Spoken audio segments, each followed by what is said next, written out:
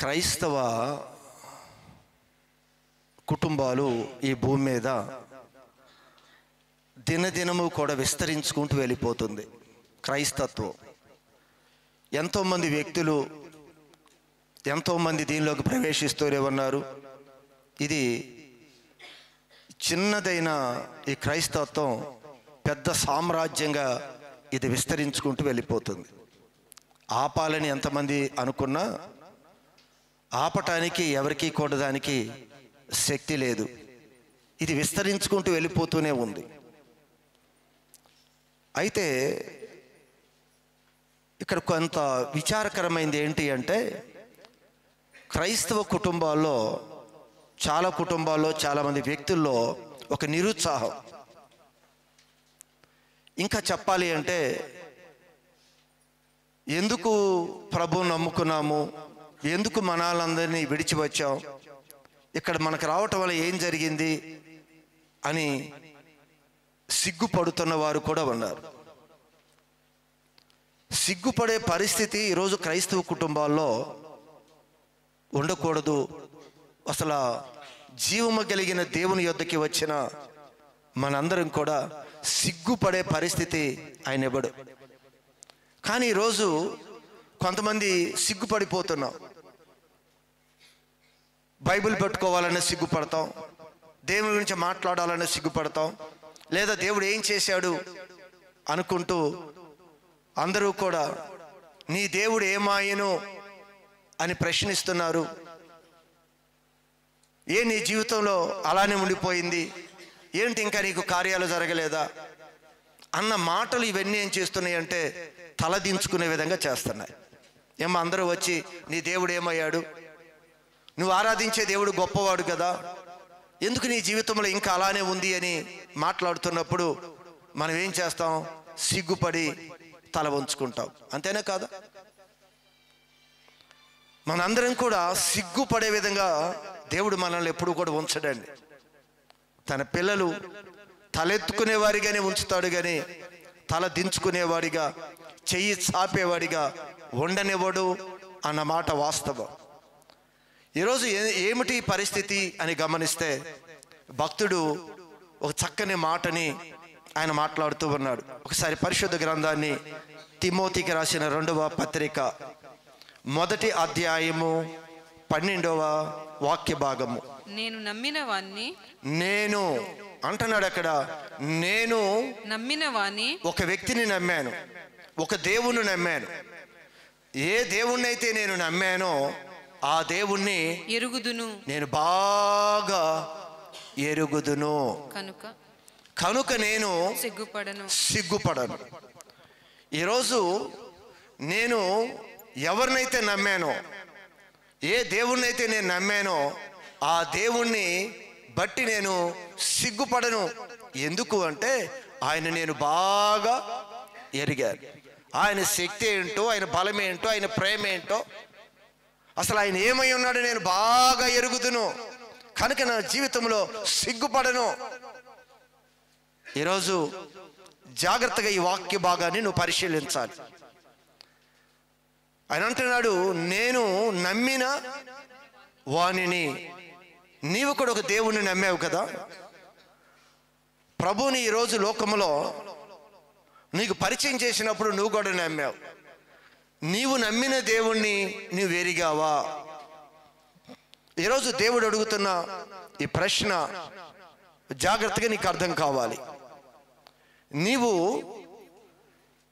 నమ్మిన దేవుణ్ణి నీవు ఎరిగావా లేదా? నమ్మటం అందరూ నమ్మాం. యేసు ప్రభు దేవుడు అంటే అందరం వచ్చాం ఇక్కడికి. నమ్మిన ఆ దేవుణ్ణి నీవు ఎంతవరకు ఎరిగావు? ఎరిగితే నువ్వు సిగ్గుపడవు. ఎరిగితే ఏ రోజు కూడా దేవుడు ఏంటి ఎలా అనేది నిరుత్సాహం నీలో రాదు. అందుకే భక్తుడు అంటున్నాడు, నేను నమ్మిన వాడిని నేను ఎరిగాను. నువ్వు ఎరిగావా? ఎరిగామా లేదంటారా? మనం మాట్లాడరే మరి. ఎరిగామా లేదా? అందరూ మాట్లాడాలి. ఎరగలేదు అనుకుంటే మీరు చేతులు ఎత్తండి. ఆయన ఎరిగాము అనుకుంటే ఎరిగాము అని మీరు చెప్పాలి. నువ్వు నమ్మినది నీ దేవుణ్ణి, నువ్వు ఇప్పటివరకు ఆరాధిస్తున్న నీ దేవుణ్ణి, ఇప్పటివరకు నువ్వు సేవిస్తున్న నీ దేవుణ్ణి నీవు ఎరిగావా లేదా? దేవుడు నిన్ను అడుగుతున్నాడు, నువ్వు సమాధానం చెప్పు. ఏంటి మాట్లాడేంటి? ఎరిగాం. అయితే సరే, ఎరిగాము అని మనం చెప్పుకుంటున్నాం కదా. ఎరిగిన వారిలో ఒక మార్పు అనేది ఉంటుంది. ఏముంటుందో తెలుసా? ఆయన ఎరిగిన వారి యొక్క జీవితంలో ప్రవర్తన మారుతుంది. ఆయన ఎరిగితే ఏం జరుగుతుంది? ఏం సింటమ్స్ మనలో కనిపిస్తాయి అంటే మన ప్రవర్తన మారిపోతుంది. ప్రతి ఒక్కరూ కూడా ఈరోజు ఈ వాక్యాన్ని ఆలకించే నీవు నేనైనా సరే, భక్తుడు నేనైతే సిగ్గుపడను ప్రభు నమ్ముకున్నందుకు. ఎందుకంటే ఆయన ఎంత గొప్పవాడో నాకు తెలుసు, నేను ఎరిగాను. ఈరోజు నీవు నేను కూడా ఎరిగాను అని మాట్లాడుతున్నాం కదా. ఎరిగితే ఏం జరుగుతుందని చెప్పాను మీకు? మన ప్రవర్తన మారిపోతుంది. మన ప్రవర్తన మారిపోతుంది ఎరిగితే. మీకు అర్థం కావటానికి చిన్న విషయం చెప్తాను మీకు. బైబిల్ గ్రంథంలో ఒక సంఘటన చూసినప్పుడు, ఒక స్త్రీ తన కుటుంబాన్ని పోషణ నిమిత్తమో ఒక వ్యభిచార వృత్తిలో ఉంది ఒక స్త్రీ. అయితే వ్యభిచార వృత్తిలో ఉన్నది మరి అందరికీ కూడా ఆ విషయం తెలియదేమో. అందరూ చక్కగా మాట్లాడుకుంటూ ఉన్నారు, అందరూ ఎదురొస్తే పలకరించుకుంటూ ఉన్నారు, అందరూ విషయం చెప్పుకుంటూ ఉన్నారు. ఒక దినాన తన వ్యభిచారం చేస్తుంది అని పట్టబడిన రోజు ఒకటి వచ్చింది. ఆ రోజు వచ్చినప్పుడు ఆ స్త్రీని రోడ్డు మీదకు తీసుకొని వచ్చారు. ఎప్పుడైతే తన ప్రవర్తన ఎలా ఉంది అనగానే జనసమూహం యొక్క ప్రవర్తన అంతా ఏమైపోయింది? మారిపోయింది. అప్పటి వరకు పలకరించిన వీరు రాళ్ళు తీసుకొని చంపేయాలి అన్న విధంగా ముందుకు వచ్చేశారు. అంటే మనం ఒక వ్యక్తిని ఎరిగితే ఏమవుతుంది అంటే ప్రవర్తన మారిపోతుంది. ఇంకా అర్థం కావటానికి మరొక విషయం చెప్తాను. నేను చిన్నతనంలో మా ఊరిలో ఉన్నప్పుడు మా గృహం వెనక ఒక కుటుంబం ఉండేది. ఈ కుటుంబములో వాళ్ళ ఒక అబ్బాయి బయట ఎక్కడో ప్రదేశంలో ఉంటాడు. అయితే తల్లిదండ్రులు చాలా వృద్ధాప్యంలోకి వచ్చారు. ఈ వృద్ధాప్యంలోకి వచ్చిన వారి మీద అస్తమానము ఈ ఇరుగు పొరుగు వారు, ఆ పక్కన వారు మాది అడుగు జాగా ఉందనో లేకపోతే మీరు ఇదే అని వస్తుందనో ఎప్పుడు వారి మీద గొడవ పట్టడం, కొట్లాడటకు వెళ్ళడం చేసేవారు. అయితే ఈ తల్లిదండ్రులు ఒకరోజు తన కుమారుడికి ఫోన్ చేసి చెప్పారు, అరే మరి ఇలా అవుతుంది, మరి స్టేషన్లో ఇదంతా అడుగుతున్నారు ఈ పక్కమట వారు, మిగిలిన ఊరిలో వచ్చి నా పెద్దలు చెప్పినా కూడా వీరు అసలు వినటం లేదు అని కుమారుడికి ఫోన్ చేశారు తల్లిదండ్రులు.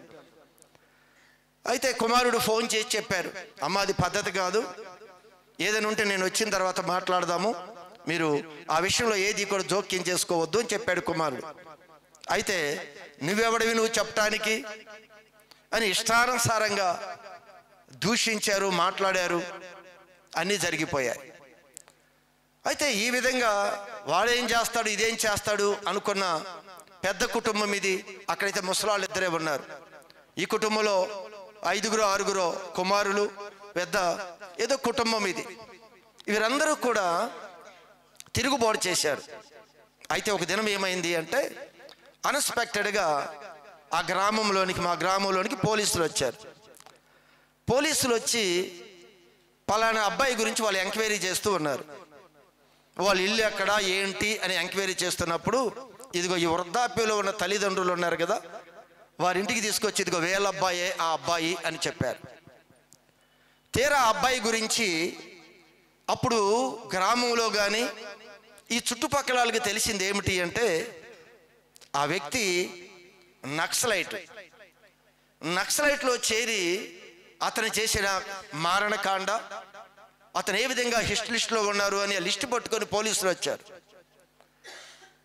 రాగానే ఇప్పుడు చుట్టుపక్కల వాళ్ళందరికీ కూడా ఇప్పుడు ఆ కుమారుడు ఇంతకుముందు ఎవరో ఎరగలేదు, ఎరగక ఎలా మాట్లాడారు, నువ్వెవడివి, ఇల్లు ఎక్కడ తీసేస్తాం అని మాట్లాడుతూ ఉన్నారు. ఇప్పుడు ఆయన ఎవరు ఒక నక్సలైట్ అని తెలియగానే అంత కూడా ప్రవర్తన అంతా ఏమైపోయింది, ఇరుగు పొరుగు వారిది మారిపోయింది. సైలెంట్, ప్రవర్తన మారిపోయింది. ఎందుకు మారిపోయింది? ఆ కుమారుడు వారి కుటుంబం ఏంటో బాగా ఎరిగాడు. ఎరిగితే మన జీవితాల్లో ప్రవర్తన మారిపోతుంది. వెంటనే అతను తిరిగి ఒక దినాన ఏదో రాత్రి టైము వచ్చాడు. ఒక దినం గడిపినప్పుడు అందరూ కూడా వచ్చేసి నమస్కారాలు చేశారు, దండాలు పెట్టారు. బాబు మాకు ఈ ప్రాబ్లం ఉంది, మాకు ఈ ప్రాబ్లం ఉంది, ఎన్నెన్నో. గమనించండి సంగమా, ఈరోజు నీవు నమ్మిన దేవుణ్ణి నువ్వు ఎరిగావా లేదా? ఎరిగితే ప్రవర్తనలో మార్పు రావాలి. ఈరోజు మన పక్కన ఒకవేళ కొంతమంది ట్రావెల్ చేస్తున్నప్పుడు ఆ వ్యక్తి యొక్క బలం ఏమిటో, ఆయన వ్యక్తి ఎవరో తెలియనప్పుడు చాలా చులకనగా మాట్లాడతాం. ఆ వ్యక్తి ఎవరో తెలిస్తే మనలో ఏం పుడుతుంది అంటే మన ప్రవర్తన మారిపోతుంది. ఈరోజు గమనించండి, దేవుడు నీతో ఏం చెప్పాలి అనుకుంటున్నాడు నీకు అర్థం కావాలి. ఇక్కడ అంటాడు భక్తుడు, ఏమంటున్నాడు? నేను నమ్మిన వానిని, నేను నమ్మిన నా దేవుణ్ణి నేను ఎరుగుదును, బాగా ఎరుగుదును. కనుక కనుక ఎప్పుడు కూడా సిగ్గుపడను. ఒక క్రైస్తవుడిగా సిగ్గుపడే పరిస్థితి నా దేవుడు తీసుకురాడు. ఆయన మహాదేవుడు, భూమిని ఆకాశాన్ని నిర్మించిన మహాశక్తిమంతుడు. ఆయన సిగ్గుపడను అనే విషయాన్ని తెలియజేస్తున్నాడు. అయితే మీరు గమనించండి, ఈరోజు మన అందరం కూడా ఒక విషయం మాట్లాడాం. మేమందరం కూడా బాగా ఎరిగాము అని. ఒక ఎరిగామో లేదో, మీరు ఎరగలేదు అని కానీ, మీరు బాగా ఎరిగారు అని కానీ నేనేమి తీర్పు తీర్చటలేదు. తీర్పు తీర్చే పని కూడా నాది కాదు. కానీ వాక్యమే తీర్పు తీరుస్తుంది అని బైబిల్ చెప్తుంది. ఏం తీర్పు తీరుస్తుందంట? వాక్యమే. చదవండి, ఏం తీర్పు తీరుస్తుందో. ఈరోజు నీవు నేను వెళ్ళి తీర్పు తీర్చక్కర్లేదు. మన తీర్పు తీర్చేది యేసు ప్రభు కూడా. అంటే నేను తీర్పు తీర్చటానికి నేను రాలేదు. ఎవరు ఈరోజు తీర్పు తీర్చి ఇది తప్పు, ఇది కరెక్టు అని తీర్పు తీర్చేది ఎవరంట? చదవండి ఒక్కసారి. యోహాను సువార్త 12వ అధ్యాయము 47వ వాక్య భాగము. ఎవడైనను నా మాటలు వినియు వాటిని గైకొనకుండిన ఎడల, ఎవరైతే నేను చెప్పుతున్న మాటలు విని గైకొనకుండిన ఎడల, వాటిని గైకొనకుండిన ఎడల నేను అతనికి తీర్పు తీర్చను. నేను అతనికైతే తీర్పు తీర్చను. నేను చాలా విషయాలు చెప్తున్నా, అందరూ వింటున్నారు, కానీ వాటి ఎవరు కూడా ఆచరణలో పెట్టటలేదు. విని వారు మార్పు చెందటలేదు. అయినా నేనైతే వారికి తీర్పు తీర్చను. నేను లోకమునకు తీర్పు తీర్చుటకు రాలేదు గాని, తీర్పు తీర్చటానికి నేను రాలేదు, కానీ లోకమును రక్షించుటకే వచ్చి, లోకాన్ని రక్షించటానికి వచ్చాను. నన్ను నిరాకరించి నా మాటలను అంగీకరింపని వానికి, నన్ను నిరాకరించి నా మాటలు అంగీకరింపని వారికి తీర్పు తీర్చువాడు ఒకడు కలడు. తీర్పు తీర్చువాడు ఒకడు కలడు. నేను చెప్పిన మాటయే, నేను చెప్పిన ఈ వాక్యమే అంత్యదినములో వారికి తీర్పు తీరుస్తుంది అని చెప్పాడు. ఈ వాక్యమే మీకు తీర్పు తీరుస్తుంది అని చెప్పాడు. ఇదిగో ఆ వాక్యము ఈరోజు మన యొద్దకు వచ్చి మాట్లాడుతూ ఉన్నాడు ఆయన.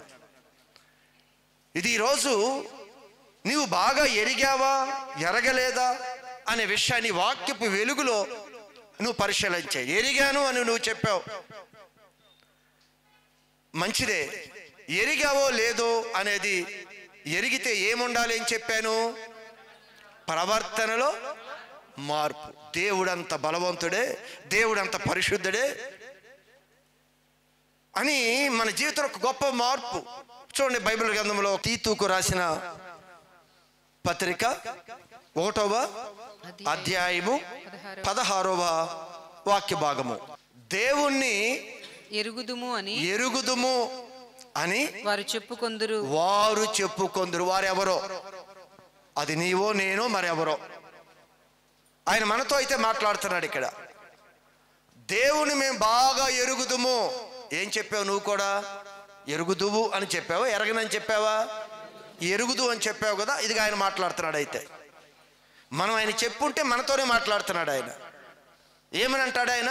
దేవుని ఎరుగుదుము అని, మేము దేవుని ఎరుగుదుము అని వారు చెప్పుకొందురు. వారు చెప్పుకుంటున్నారు, కానీ అసహ్యులను, అసహ్యమైన పనులు, అవిధేయులను, దేవుడి మాటకి విధేయత చూపకుండా దేవుడి మాట మీద తిరుగుబాటు చేసే స్వభావము, ప్రతి సత్కార్యము విషయము, ప్రతి మంచి సత్కార్య మంచి పనులు చేయవలసిన వారు సత్కార్యము విషయము భ్రష్టులునయుండి, భ్రష్టులైపోయారు. సత్కార్యం చేసే మనసు లేదు, మేలు చేసే మనసు లేదు, కనికరం చేసే మనసు లేదు, భ్రష్టులైపోయారంట.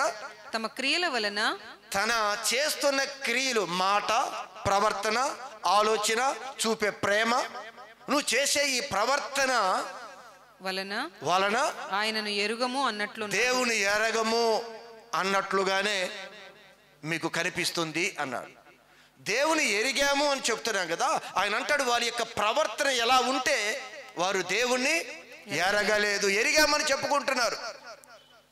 ఎరిగితే నీ ప్రవర్తన ఎందుకు మారలేదు? దేవుణ్ణి ఎరిగావు కదా, ఆయన బలవంతుడు కదా, ఆయన పరిశుద్ధుడు కదా, ఆయన ఏదైనా చేయగలిగే శక్తిమంతుడు కదా. నిజంగా ఆయన అంత బలవంతుడు అని తెలిసినప్పుడు నీ జీవితంలో ఎందుకు భయం రాలేదు? ఎందుకు నీ ప్రవర్తనలో మార్పు రాలేదు? ఈరోజు ఒక మనిషి ఎలాంటి వాడు వారు తెలిసినప్పుడు వెంటనే వాళ్ళ ప్రవర్తనలో మార్పు వచ్చిందే. వాడు ఒక నక్సలైట్ అనగానే, వాడు ఒక రౌడీ అనగానే, వారు చూడగానే ప్రవర్తనలో మార్పు వచ్చింది.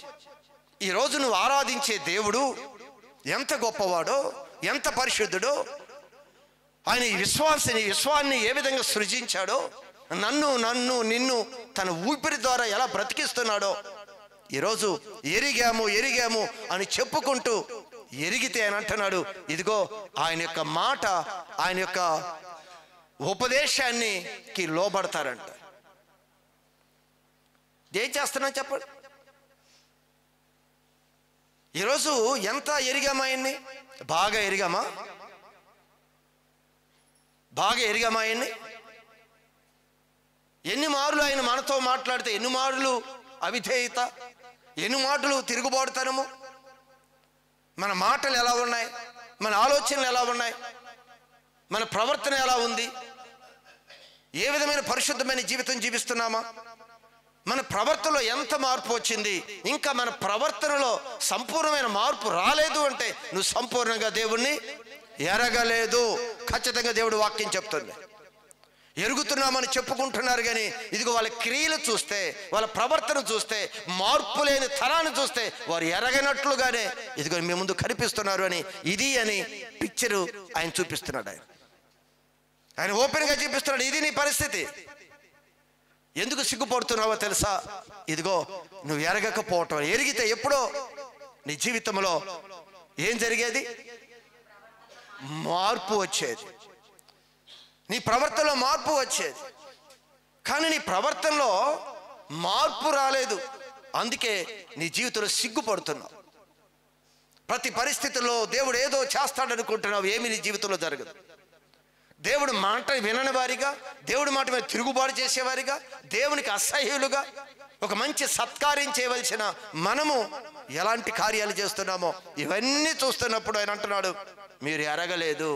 ఎరిగితే ఎప్పుడో. అందుకే ప్రభు అంటాడు, నాకు భయపడువారు ఎక్కడా? మనిషికి భయపడతాడు, మృగానికి భయపడతాడు, చిన్న చిన్న క్రిములకు భయపడతాడు. ఇంత చిన్న దోమేక, ఇంకా మా కనపెన్సని మైక్రోస్కోప్లో కనిపించి అంత చిన్నవి ఉన్నాయని తెలిస్తేనే భయం. కానీ ఆ మహాదేవుణ్ణి భయపడ్డావా? ఆయన అంటున్నా, నాకు భయపడువారు ఎక్కడా? భయం లేదు. కారణం ఏంటంటే ఆయన నీవు ఎరగలేదు అని నేను చెప్పలేదు. ఎరిగారా? మీరు బాగా ఎరగలేదే. ఇంకా ఏంటి మాట్లాడరేంటి? ఏం మాట మార్చేశారు?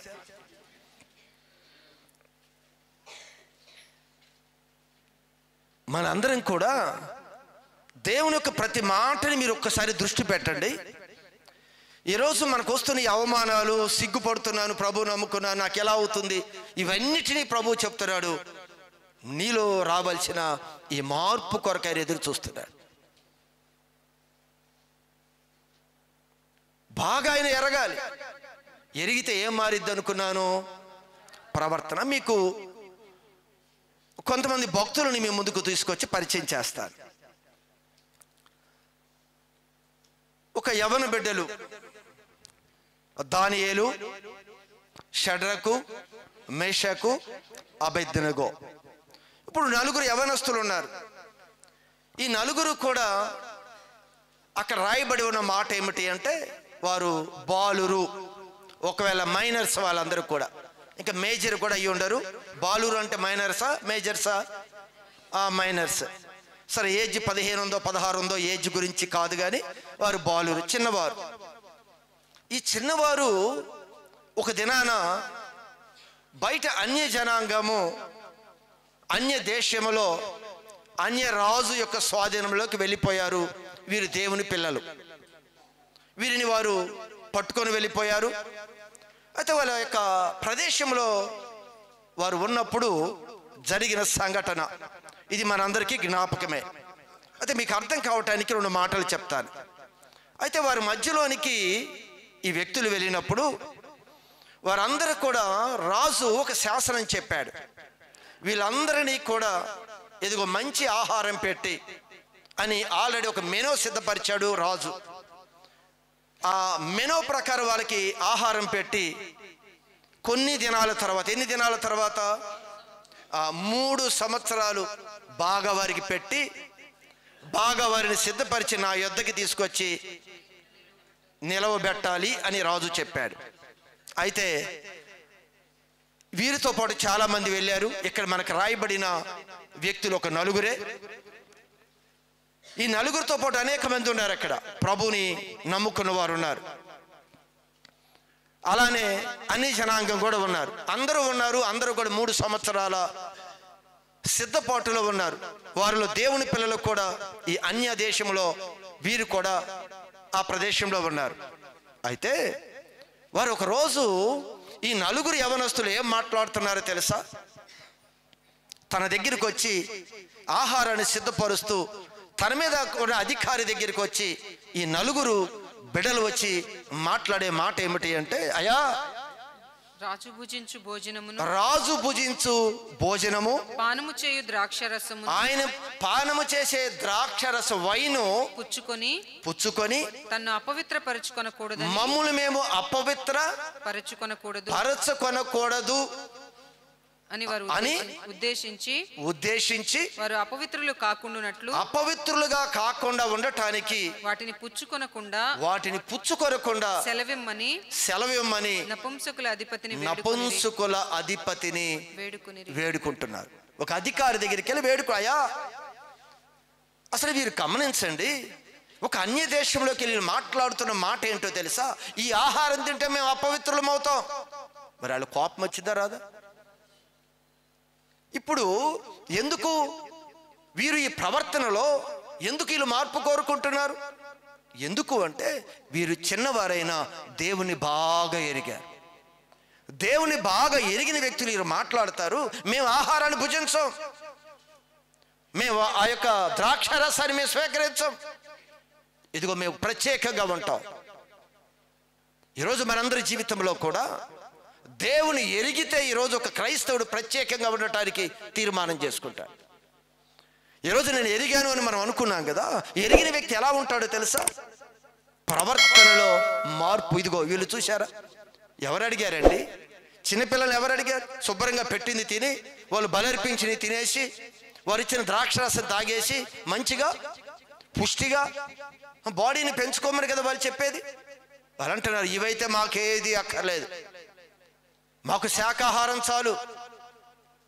ఒకవేళ మా దేవుడు చెప్పిన నియమంలో మేముంటాం, ఖచ్చితంగా చివరి దినాల్లో పరిశీలించండి, దేవుని కొరకు ప్రత్యేకించబడిన మేము ఎలా ఉంటామో, ఇదిగో మీరిచ్చే ఆహారాన్ని భుజించి ఉండేవారు ఎలా ఉంటారో చూసుకోండి అన్న విధంగా కొన్ని మాటలు వారు అక్కడ మాట్లాడుతూ ఉన్నారు.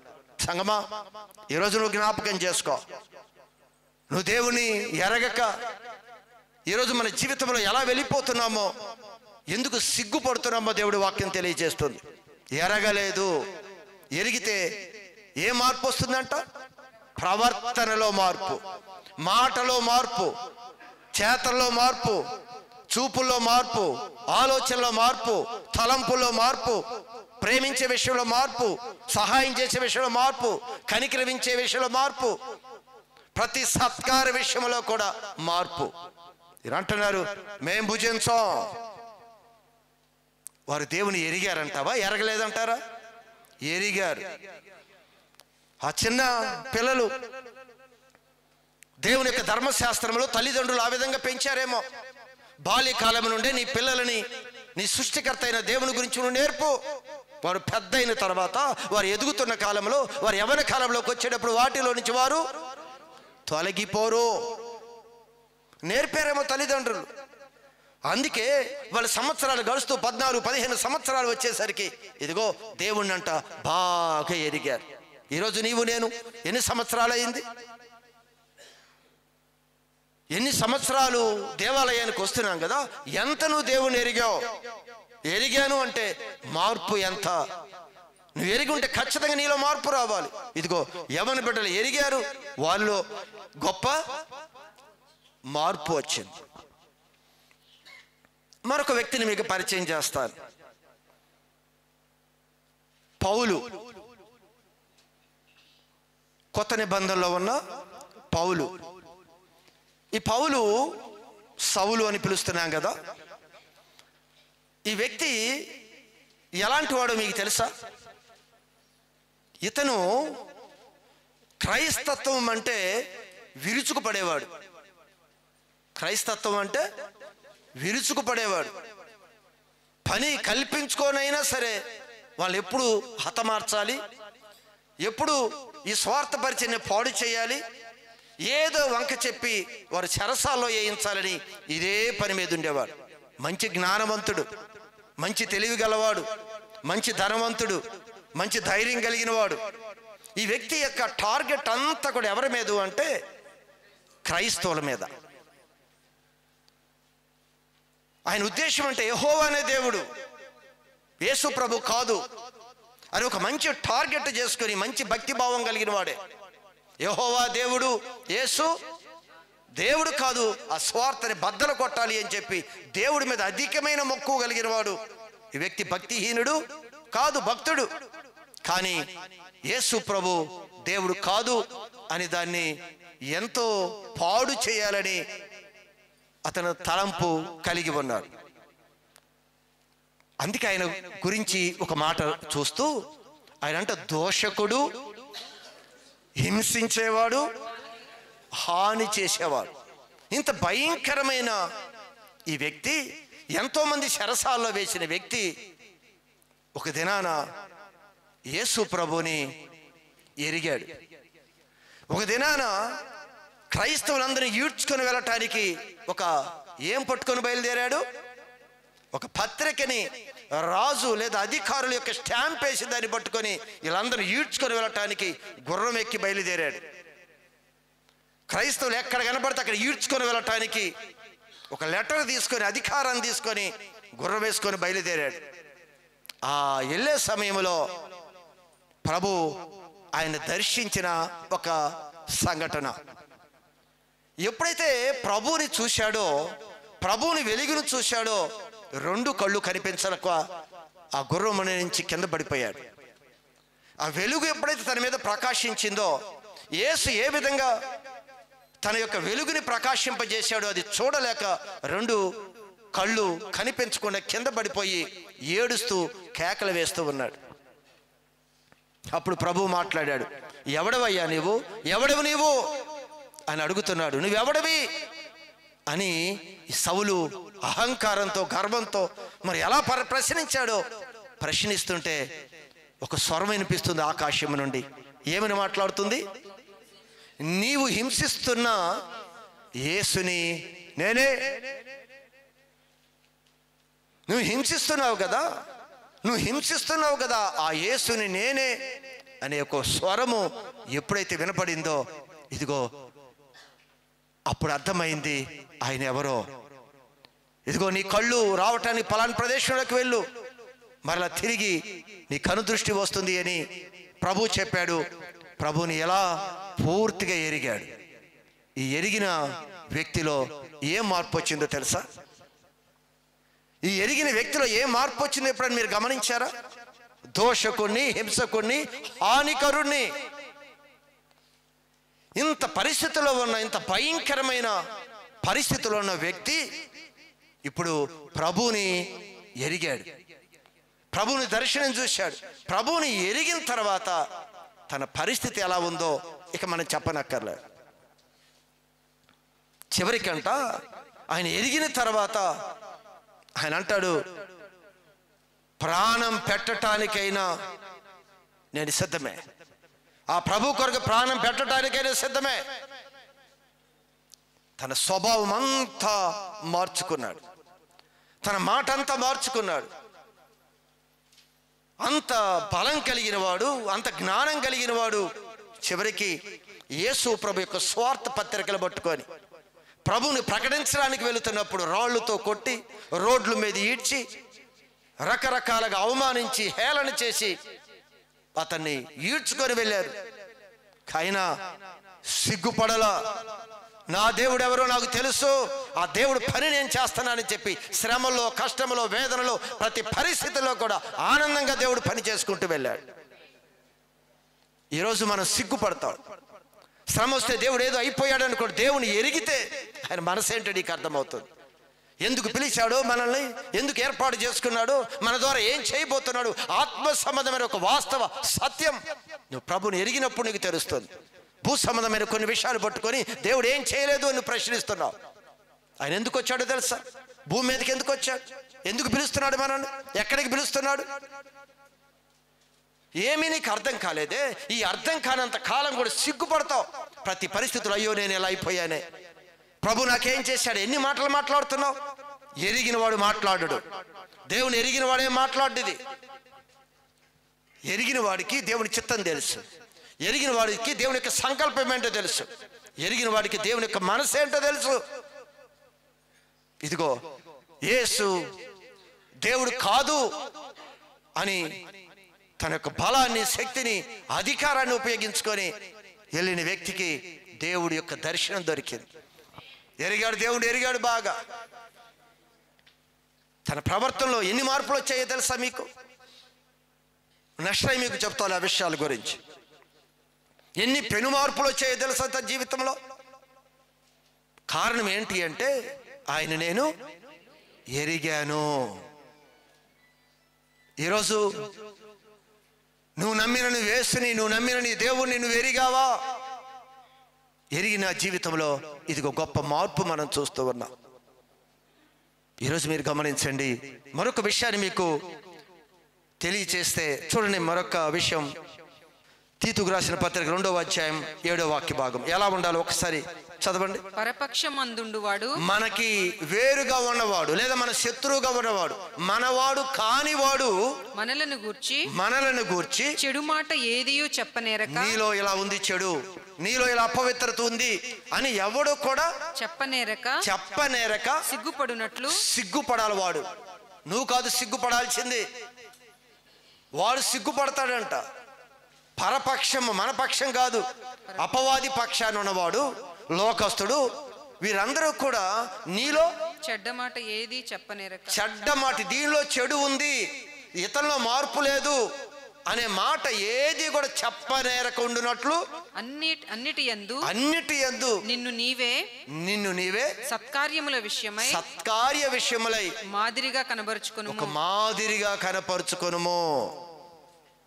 పరపక్షమున్నవాడు వెతికినా కూడా నీలో దొరకకూడదు.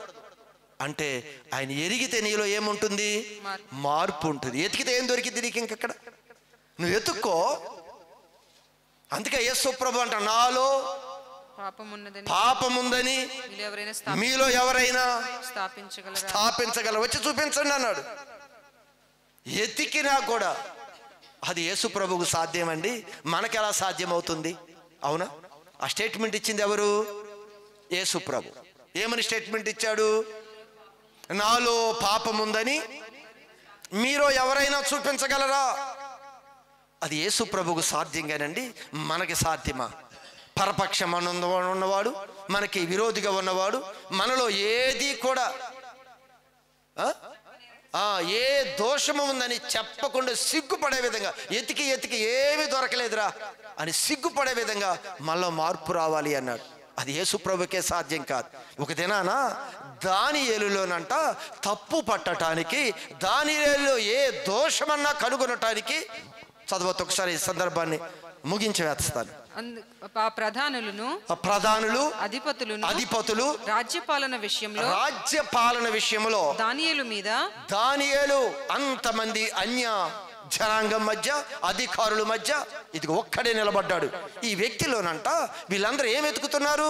దానియేలు మీద ఏదైనా ఒక నింద మోపవలెనని తగిన హేతువు కనిపెట్టుచుండిరి. కానీ దానియేలు నమ్మకస్తుడై ఏ నేరమైనను ఏ తప్పైనను చేయువాడు కాదు.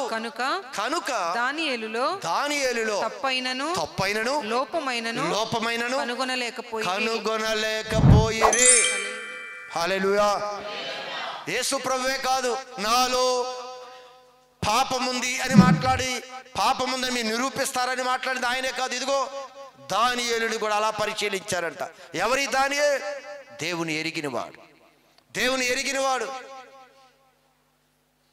సంగమా, దేవుని ఎరిగిన వారిలో ఒక మార్పు వస్తుంది. చివరికి దేవుని ఎరిగినవాడు చివరిగా ఒక్కడు చెప్తాడు, బలము కలిగి గొప్ప కార్యాలు చేస్తాడు. చివరికి ముగిస్తాను. అదే దానియేలు పుస్తకము 11వ అధ్యాయము 32వ వాక్య భాగము. తమ దేవునిని ఎరుగువారు బలము కలిగి, అదిగో ఎరిగిన వారిలో ఒకటి మార్పు ఏం చెప్పాం? ప్రవర్తన విషయంలో మారిపోతుంది దేవుని ఎరిగిన వారు. ఎందుకంటే దేవుని అంత దగ్గరగా చూసిన తర్వాత ఇంకా ఆయనకి ఇష్టం లేనిది అసలు మనం చేయమండి. రెండవది, దేవుణ్ణి ఎరిగిన వారు బలము కలిగి గొప్ప కార్యాలు చేస్తాం. బలము కలిగి కార్యాలు చేస్తారంట. ఏమండి, నా వైపు ఒకసారి చూడండి. ఫిలిస్తీన్లు ఇశ్రాయేలీలకి ఒక యుద్ధం. ఈ యుద్ధం జరుగుతున్నప్పుడు ఈ ఇశ్రాయేల్ జనాంగం అంతా కూడా దేవుని ఎరిగారా, ఎరగలేదా? మరి ఎంత ఎరిగారో చూద్దాం. అందరూ వచ్చారు, నిలబడ్డారు. ఆ ఫిలిస్తీన్లు సైన్యం వచ్చింది. యుద్ధ భూమిలో 2 వర్గాలు నిలబడ్డాయి. అయితే ఆ పక్క నుంచి ఒక వ్యక్తి వచ్చాడు. ఎవరు? ఆ పక్క నుంచి ఎవరు వచ్చారు? గొల్యాతు. ఏ పక్షం నుంచి వచ్చారు? ఫిలిస్తీన్లు పక్షం నుంచి నిలబడ్డాడు. ఇది అంటాడు, మీలో ఎవడైనా సరే ముందు నన్ను గెలిచి ముందుకు రండి అన్నాడు. మరి ఇంత దేవుని ఎరిగారు కదా, ఇంత దేవుని బాగా ఎరిగిన ప్రజలోనే మాట్లాడుతున్నాం కదా, వీరిలోనంట ఎవరు అడుగు ముందుకు వేయటానికి ధైర్యం చాలేదంట. దేవుడు మన పక్షాన ఉన్నాడు కదా, దేవుడు అనేకమైన విజయాలు మనకి ఇచ్చాడు కదా అనే ధైర్యం రాలేదు వీరు. దేవుని ఎరిగితే ఏమొస్తుంది? వీరిలో బలం వస్తుంది. ఇక్కడ వాక్యం చెప్తుంది, తన దేవుణ్ణి ఎరుగువారు, నువ్వు ఆరాధించే దేవుణ్ణి నువ్వు ఎరిగి ఉంటే బలము కలిగి గొప్ప కార్యాలు చేస్తారు. ఇంతమంది జనాంగం ఉన్నారు కదా, ఇంతమంది ప్రభువుని ఆరాధించేవారు ఉన్నారు కదా. యుద్ధ భూమిలోకి వెళ్ళేసరికి శత్రువుల ముందు వీళ్ళకి ధైర్యం చాలేదు. నీ దేవుడి యొక్క బలం తెలియదా? నీ దేవుడి యొక్క శక్తి తెలియదా? కానీ అందరూ కూడా నిస్సహాయ స్థితిలో ఉండి సిగ్గుపడి తల ఉంచుకోలేదా? అవతల ఇష్టానుసారంగా మాట్లాడుతుంటే గొలియాతు సిగ్గుపడి తలదించుకున్నారు. ఎందుకు సిగ్గుపడ్డారు? దేవుని యొక్క కార్యాలను ఎరగలేక ఈరోజు సిగ్గుపడి తల ఉంచుకున్నారు. ఇదిగో ఆ మధ్యలోనికి దావీదు వచ్చాడు. దావీదు వచ్చి అంటాడు, వీడెవడు? జీవము కలిగిన నా దేవుడు సైన్యం. ఒకసారి చదువుదాం. జీవము కలిగిన దేవుని యొక్క సైన్యమును తిరస్కరించడానికి సొన్నత లేని ఫిలిస్తీయుడు ఎంతటి వాడు? వీడు చిన్నవాడే, ఇతను చిన్నవాడే. ఇతను వచ్చి మాట్లాడతాడు, ఇది జీవము కలిగిన దేవుని యొక్క సైన్యం.